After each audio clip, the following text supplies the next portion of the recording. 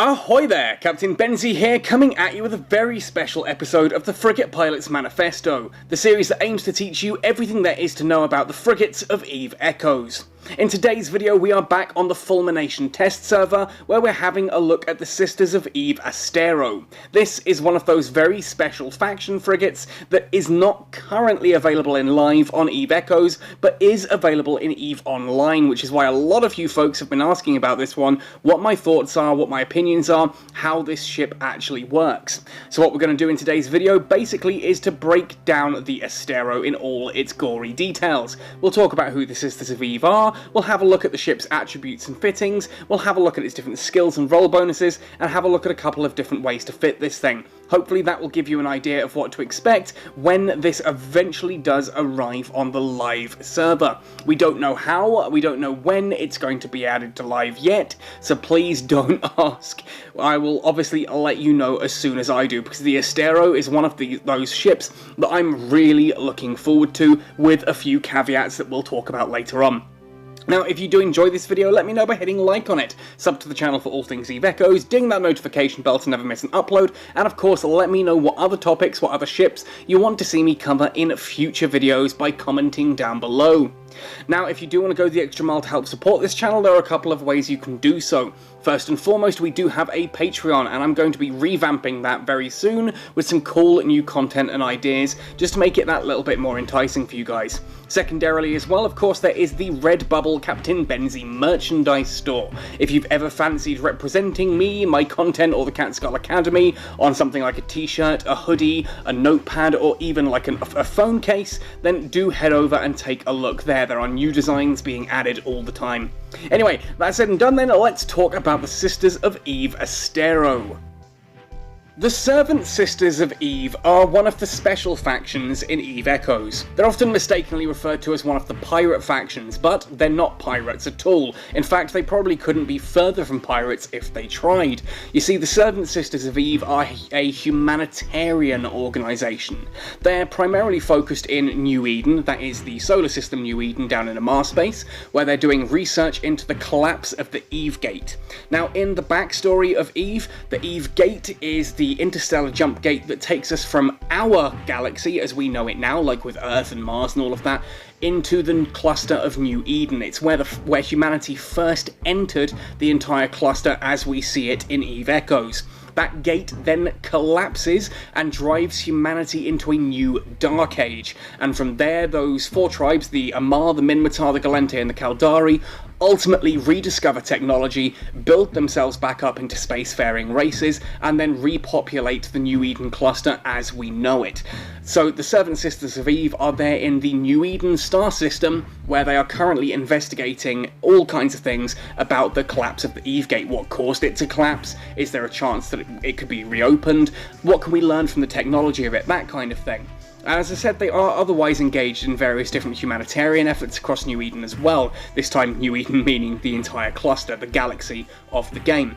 And it's actually during a routine sort of dealing with a viral outbreak on a farming planet, on an agricultural planet in the Amar Empire, that the Servant Sisters of Eve accidentally rediscovered the Starkmanir tribe, which are one of the seven tribes of the Minmatar Republic that had been thought lost during the Amar during the enslavements. It was thought that the Amar Empire had actually wiped out the Starkmanir, and it's that rediscovery of the Starkmanir that ultimately leads the Elder Fleet to launch an insurgency into the Amar Empire. So kind of the Servant Sisters of Eve are the ones who caused that, inadvertently perhaps, but yes, humanitarian efforts is very much their thing. Kind of think of them almost like the Red Cross, I suppose, very much sort of a charitable organisation.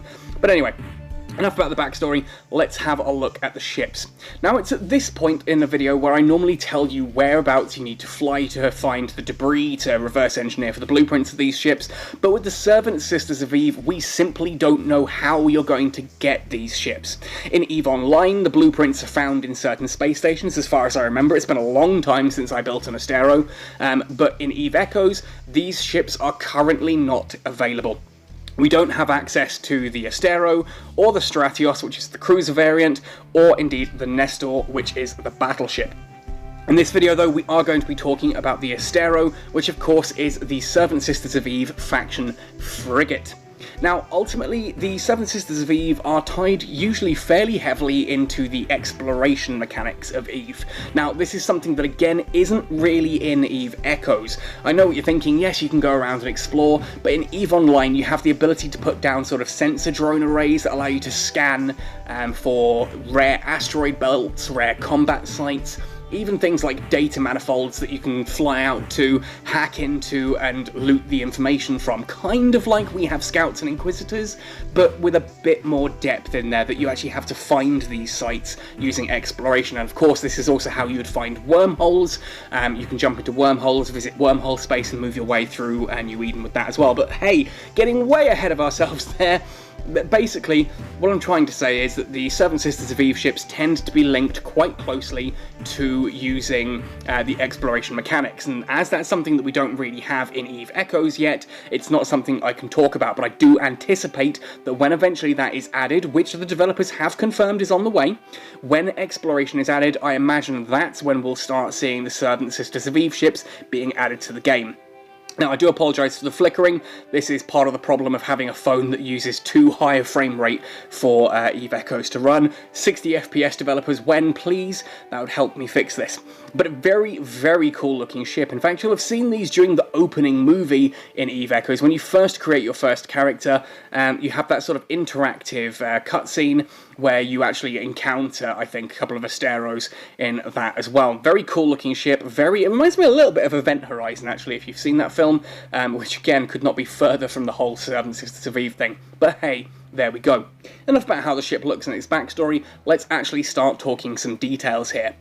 Now, the Astero itself is a drone ship. You've got 3 drone slots here. That's more than any other frigate in the game. It's more than the Worm, it's more than the Tristan.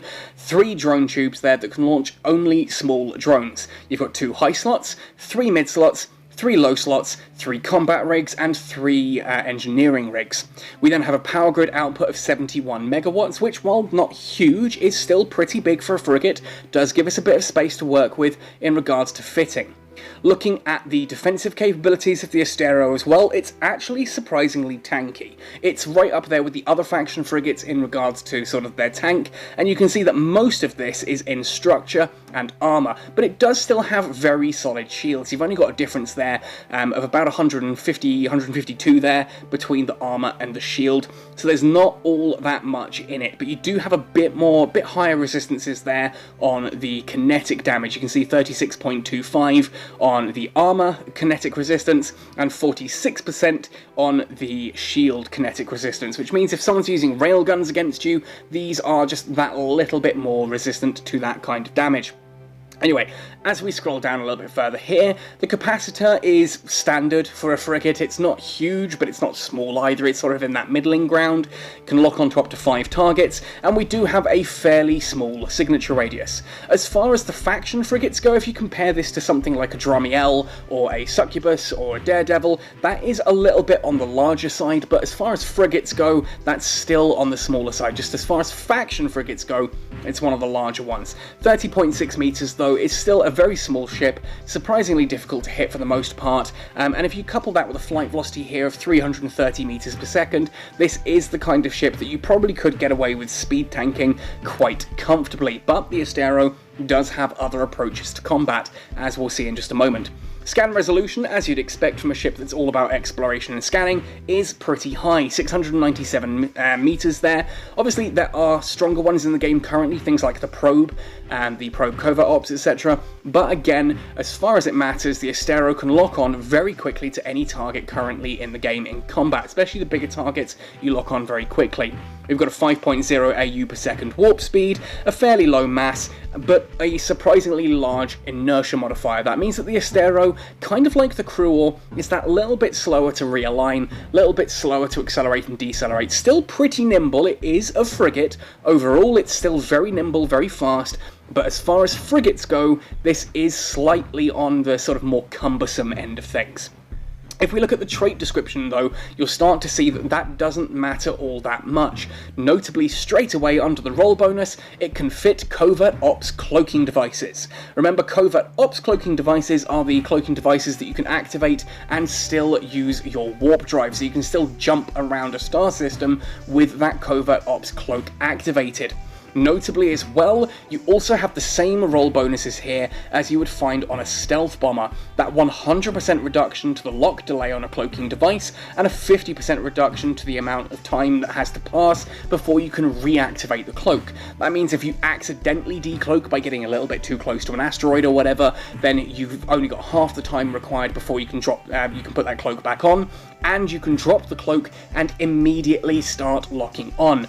Otherwise, normally when you drop a Covert Ops cloak, you still have a few seconds where you have to wait for a timer to come off cooldown before you can start to lock onto a target. That's what a lot of people, I think, don't necessarily get about some of the Covert Ops ships, like for example the Bellicose or the Arbitrator Covert Ops.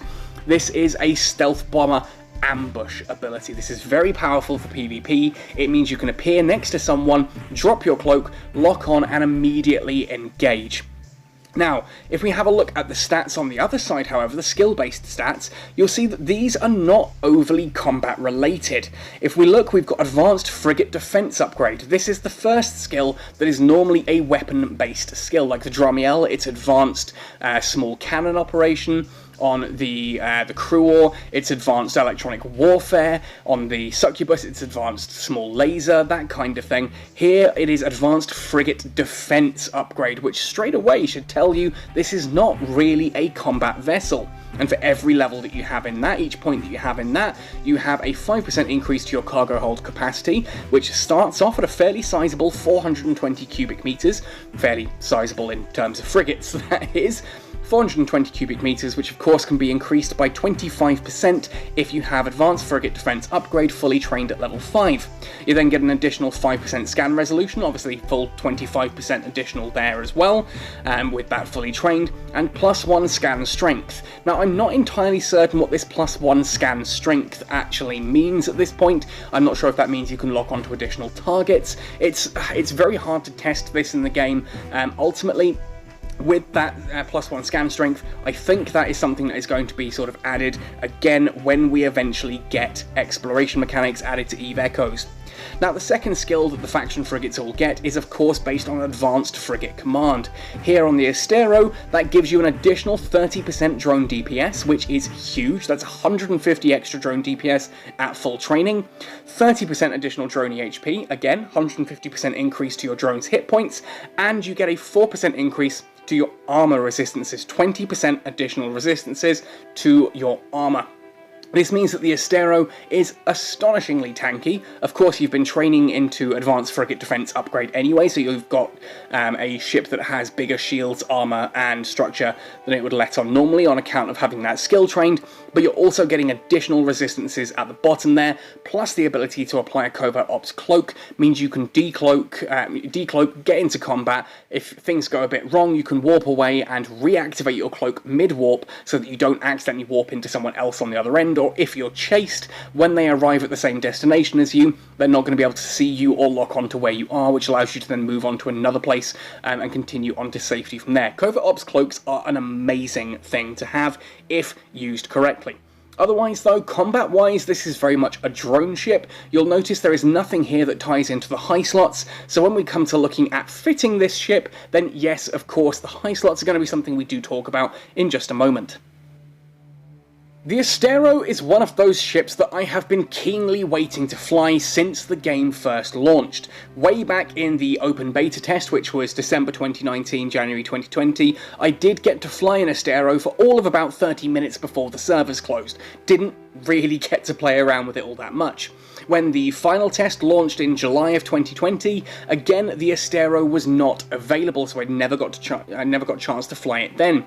As I've mentioned, the Astero is still not available on the live server at time of me making this video, so I feel very fortunate and very privileged to be able to fly the Astero on the Fulmination test server. Now, as I've mentioned previously, the Fulmination test server is a very special content creator exclusive test server that does give me access access to a character where I have 5 out of 5 on every single skill in the game, which is just amazing, and it allows me to try something out at the absolute peak of its possibilities. Hence, that's what we're looking at here with the Astero. 5 out of 5 on every single skill across the board. That said though, I have fitted the ship using only modules that are currently available on the live server, even though the ship itself isn't available, and I'm assuming that by the time the ship does become available, some of the modules that are available on Fulmination but not on live might be added as well, like the Type B Dead Space loot. But hey, anyway, let's have a look then at the Astero itself.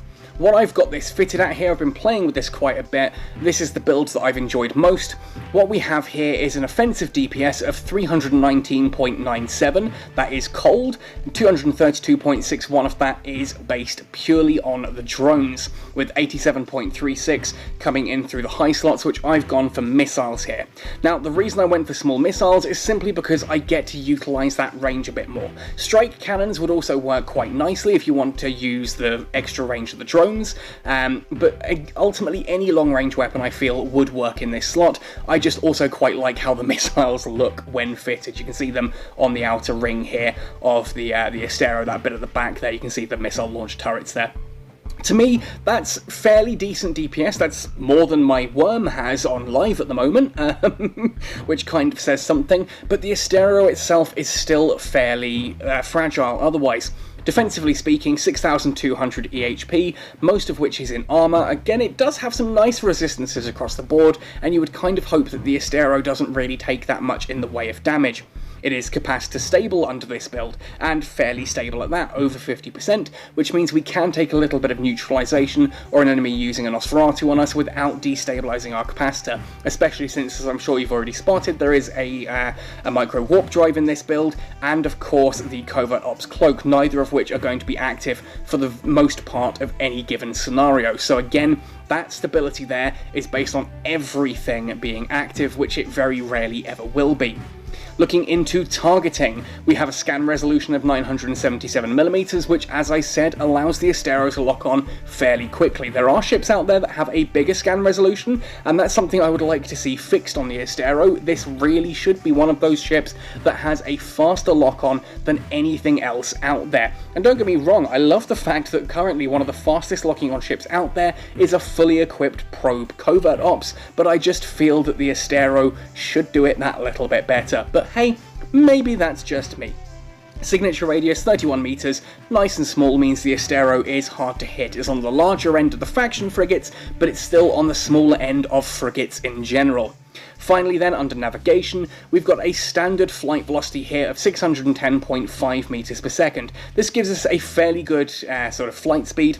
Obviously that's before we activate any form of propulsion module. It makes us a nice fast-moving ship that makes it, we're nice and hard to hit. Warp preparation time of 2.1 is still within the danger zone though. That's thanks to that large inertia modifier, making it the Astero slightly more cumbersome to sort of realign and actually get up to speed in order to make the jump into warp. But essentially, as I said, what we've got here then is an Astero that is using drones in its mid-slots. I've just gone here for 3 of the Mark 7 Hobgoblins. You can see I do have the Federation Navy ones here. If I pop the Federation Navy drones into those slots, just to give you an idea of how the DPS might change if the Federation Navy drones are available at the time that the Astero is. You see, it doesn't pull it up all that much, takes us to 359.92. It's a bit of a jump, but it's not huge. So ultimately, the Mark 7s were what I fitted to showcase with. Again, we've talked about the high slots, why I went for missiles. This is very much your own choice. I've seen people, talk about using cannons in here, even things like auto cannons if you just want to get in for a brawler build. Heck, if you wanted to, because of that ability to get right up next to your opponent, drop your cloak, lock on, and immediately start dishing out the pain, you could even use snub-nosed railguns in those top slots for a mega punch of damage, just to try and utterly obliterate your opponent before they have chance to react. Now, because of this, obviously the mid-slots I've gone for here are Predator Warp Scramblers. I've actually gone for 2 of these just to get myself that maximum of 10 points of warp strength. Warp jammer strength of 10 means that almost nothing is going to be able to run away. Now, ultimately, that might be a little bit overkill if you're not expecting to be able to, like, if you're not going after retrievers, if you're not expecting your opponent to have 10 warp stability, you can swap the second warp scrambler for something like a Nosferatu or indeed a neutralizer, and you can fit a medium newt onto this build as well, which will really help drop your opponent's defenses that little bit faster. Other than that, though, I have gone for a Stasis Weatherfire, simply because a smaller, a slower moving target is one that you're able to deal more damage against that little bit faster. And because we're using drones, I tend to find that Stasis Weatherfires do work that little bit better than a target painter. So basically what I'm saying here is in the mid slots, you could swap out one of those warp scramblers for a medium neutralizer. Other than that, though, I quite like having that much power on the warp scramblers just to absolutely screw over anyone who we happen to come across. Now for the low slots here, I've gone for a C-type small micro warp drive. Small micro warp drive obviously caps off 25% of our maximum capacity. We are still capacitor stable even with this though, so that kind of speaks volumes to the strength of the Astero's capacitor. But it's mainly for that ability to boost right up to an opponent with the cloak on, and Afterburner's not necessarily good enough for that. We get right up into there, into range, nice and quickly with the micro warp drive, drop the cloak, launch the drones, move out to safety to the edge of our drone and missile radius. We can then deactivate and orbit from there, or we can orbit up close, entirely up to you, depending on what your opponent is equipped with. Obviously, if they've got a scrambler, you might want to try and outrange that. If they've got a Weatherfire, you might want to outrange that. It's entirely up to you how you decide to actually engage in that situation.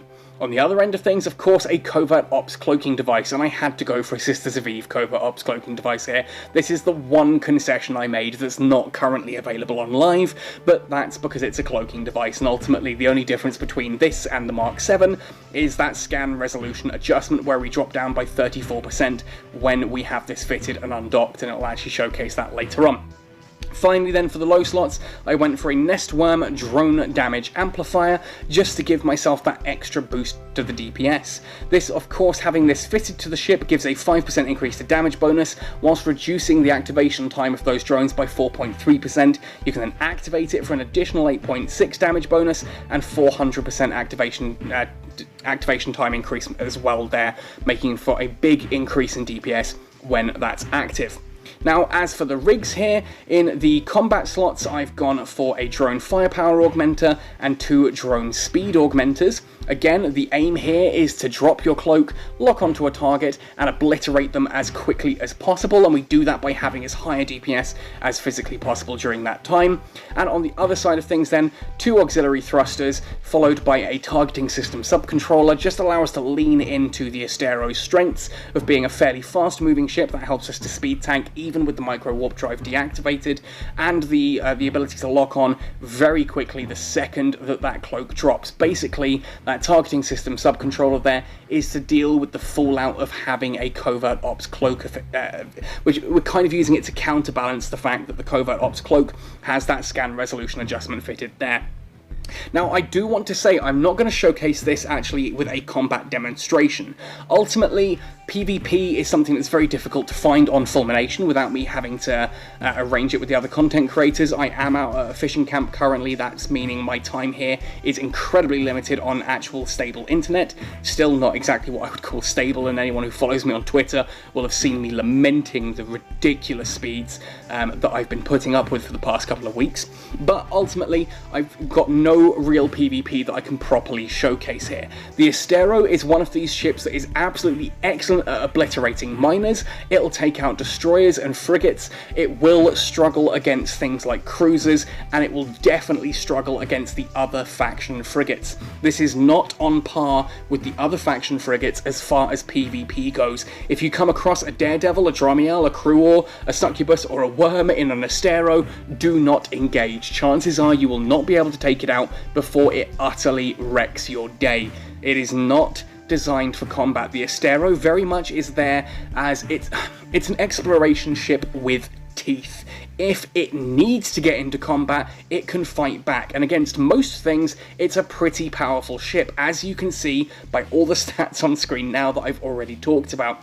For PvE as well, ultimately it plays very similarly to the Worm. It's not quite as good as a Worm. You'll see the Worm can get higher DPS with the similar sort of skills. If you do go into PvE, however, I would obviously swap out the Covert Ops Cloak for something like an armor repairer or a shield booster, and of course that micro warp drive would swap out for an afterburner so that we can speed tank. And if you do actually make those changes, if you swap out the afterburner and the shield booster, you can quite comfortably clear Tech 10 storyline encounters. Had a bit of fun doing those, and the Astero can quite comfortably clear those. Storyline missions obviously are a different story, but Tech 10 encounters and anomalies, not a problem at all, and I did manage to clear out a Tech 7 Angel Inquisitor with an Astero fitted in that way as well. But again, it's not something I overly wanted to showcase, simply because if you are looking to do those kind of things, you will find a better ship ultimately with the Worm currently. The Astero is designed around its exploration focus. We just don't yet have exploration available in EVE Echoes, and that's something I'm really excited about. For all my bluster of ultimately saying that, you know, in EVE Online I used to fly frigates and I was a frigate pirate, yes, I was. Most of my time in EVE Online was spent flying Rifters, Firetails, and the occasional Dramiel through Nullsec, just looking for little bits of PvP. But I did spend an awful lot of time in an Astero, flying around, looking for wormholes, scanning for data sites, that kind of thing as well. And that's ultimately where most of my solo time in EVE Online was. That is something I will be very keen to get back into in EVE Echoes. Sorry for the screen lock there. I've got the phone here on a stand whilst I'm recording this. Now ultimately, I am very excited for exploration to be added to EVE Echoes. I will keep you updated on any information I receive from the developers regarding whether exploration is coming. We know 100% the developers have confirmed it's on the way, we just don't know when. It's not on the Trello yet, it's not on the coming soon. Obviously, we've got Sovereignty to get through first, and there'll be some tweaks and balances around that. I am hoping that Exploration is just the other side of Sovereignty, because for me, that is a key aspect of the EVE Online experience, and I cannot wait for that to arrive here in EVE Echoes on mobile. Anyway folks, that does wrap up everything here that I wanted to say regarding the Astero. Really cool ship, slightly disappointing at this point in time, simply because it doesn't have the main use, which is obviously exploring wormholes, going into enemy systems and having a good look around with that Covert Ops Cloak, and having enough bite to defend itself if push comes to shove. At this point in time, it really does feel like a Worm, a slightly worse Worm that can fit a Covert Ops cloaking device. And in fairness, that itself is still a pretty cool ship. If this were on live right now without exploration, would I still grab one? Yes, I would still use it for like a little bit of light solo PvP. I would still use it for looking around and scouting out like for a fleet. I would have some friends with me and I'd go exploring other enemy systems, seeing what I could find, if they've got any miners or other people. You know, if someone's doing something like an Inquisitor site or a Dead Space, I can warp in with an Astero, check out whether or not there's anyone there, and get away to safety if there is, that kind of thing. It does have its uses, but exploration is definitely something I'm really looking forward to having and showcasing properly for you all when that comes out. But let me know your thoughts and opinions on this and any other ship in EVE Echoes in the comment section below. I know a lot of you are looking forward to the Astero, the Stratios and the Nestor. Unfortunately, I don't have particularly good news for you at this time. I will update as soon as I know. Otherwise, folks, thank you for watching right the way to the end on this one. Happy sailing, and see you in New Eden!